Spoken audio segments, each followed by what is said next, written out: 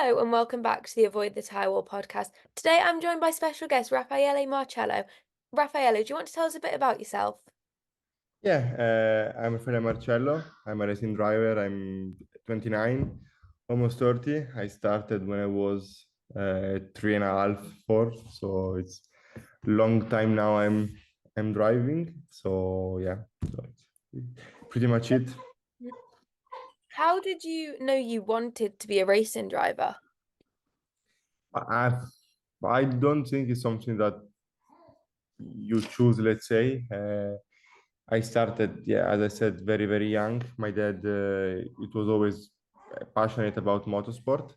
So he was not a driver. So then, yeah, he tried to put me in a kart when I was like very young. I don't remember because for sure was very, very early in my life. Then when you start to win, I have some memories, and yeah, it was getting better. And then when you see you're good at it, and I didn't like school very much, then this was what I wanted to do. Throughout your career, what series have you driven in? But I drove pretty much everything. I started with karting, and I arrived to KF3 that now is called OK Junior, I believe. Then I did Formula Bar, that is the equivalent of the old Formula Renault 2.0, and now I believe is Freca. Then I did the real Formula 3, not the F3 now. So for me it was the real F3, and the car was very nice to drive. Then I did GP2. Now it's Formula 2, so it is pretty much the same. Then I was tour driver also in Sauber and Ferrari in F1 with some testing. And then I went to GT. I did some DTM tests, some Formula E tests, World Series test. Let's say after I went to GT, yeah. And now also hypercar. What is the biggest difference between racing the GT car and the hypercar? I mean, for sure are two different cars, but it's not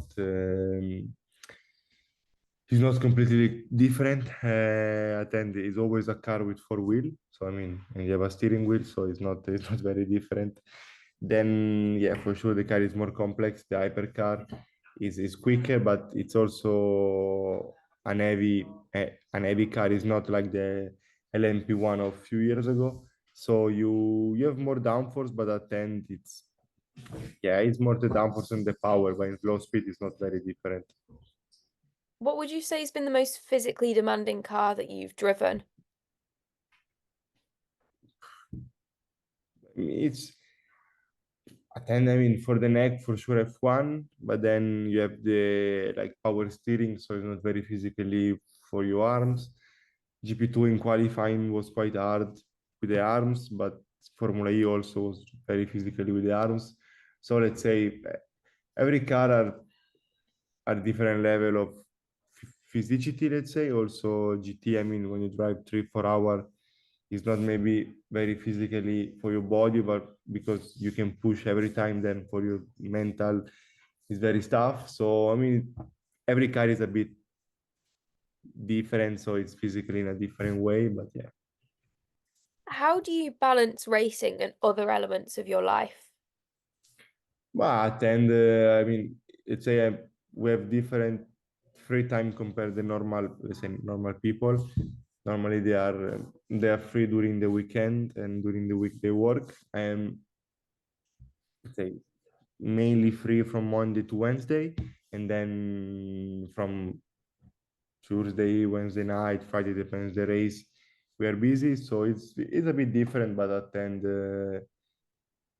my friends, or I mean, I don't have many friends, but people that are my friends, I call my friends, or my family, or my girlfriend, whatever. They know this is my life, so I mean, I tend to get used to it, and yeah, it's a bit different, but I tend to get used to it. If you could have one person as your teammate, who would you choose? I mean, I had many good teammates. Now, I mean, because I'm in BMW, I have to say I get along well with many many teammates, many drivers. So I'm happy at the end with what I have, and I have to say there is Marco, Wittmann, Sheldon, Robin, René, I mean, even Charles or Val, I mean, everyone is very strong. When I was in MG, I always get along quite well with Lucas Stolz, Book in the past when he was racing, and also Jules. I mean, so I have to say, like, I had very good teammates. So, I mean, I don't want to say a name, but if I could choose for sure, I like Mapelli, the Lamborghini driver, is my best friend. So I would love one day to share the car with him, but because he's my best friend, so I think we would have fun together. He's really fast driver, and he also knows how to set up the car very, very well. So I think we could do well together. So you compete in many different series. Do you ever feel a bit overwhelmed with all that? I mean, I believe the perfect number of racing during the year is 20, let's say, kind of. This year I will do around 28, 29, so it's quite a lot. And also I just got the baby, so I have a dog at home, so I would like to spend a bit more time at home. For sure, in probably already from next year, I will try to, yeah, to do around 20, maybe to reduce the championship. So I mean, you can also, I mean, at home I also do some work, everything, so I would like to be a bit more home, yeah. Where do you see yourself in 5 years with regards to driving?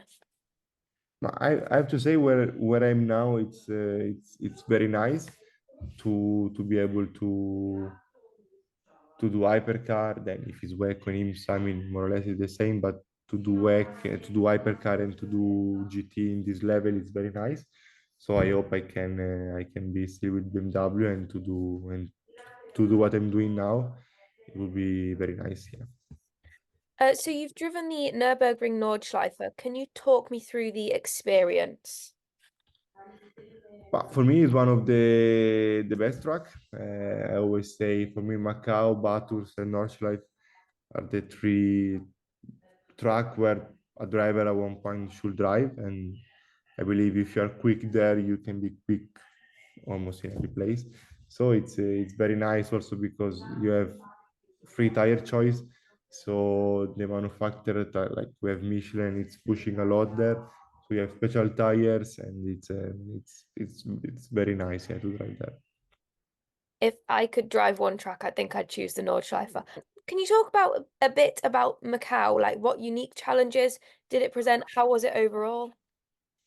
Yeah, I mean, Macau is like, first of all, it's a special place.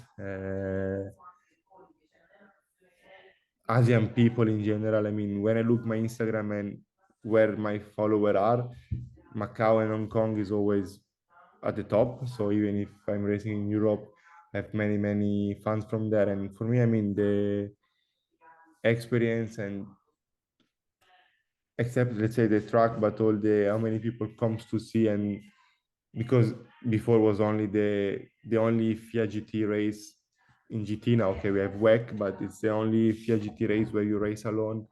It's the World Cup, so it's. I mean, you feel a lot that is a big race. So when you're there, you always would like to put like the name on the trophy, because I mean, like when you see who did it, that race, and when every driver say, yeah, this is one of the best track, and you won it twice. And I mean, it's nice. I mean, like when you look, I don't know, also Po, the track on France, and you see it like 40 years ago, 6 years ago, Fangio, like all these big names won the race, Senna in Macau, and then you also won it. Is really special for sure. What is your everyday car? I have an M3 Touring plus an X4M. So I have to say I'm lucky, yeah, to drive these nice cars. Yeah. Do you prefer racing in the UK or internationally? I prefer to race. So I mean, wherever I have to race. I mean, I went in some very, very far place, like in Ningbo in Asia. One year I had to do Macau and was quarantine. I had to do 2 weeks in a hotel room just to do Macau, and the flight was like 38 hours to do. So I mean, because we were not able to have direct flight because of COVID. So let's say I love motorsport. So wherever I have to go, I like to go. UK trucks, I have to say, are very nice because they're like very, very old style. I'm not a fan of the truck limits rule in UK because it's different from FIA. So this is for me very annoying because the trucks are very nice and actually there is grass everywhere. So we shouldn't need truck limit, but I mean, it is how it is, but the trucks are very nice also. I always say like when I did ADAC in the past was nice because all the German people, the truck were always full, and British GT is more or less for me the equivalent of ADAC with how many British guy comes to see the race. So it's very nice. What exactly does your role as a BMW factory driver entail? But for sure, driving cars, try to to perform as best as I could.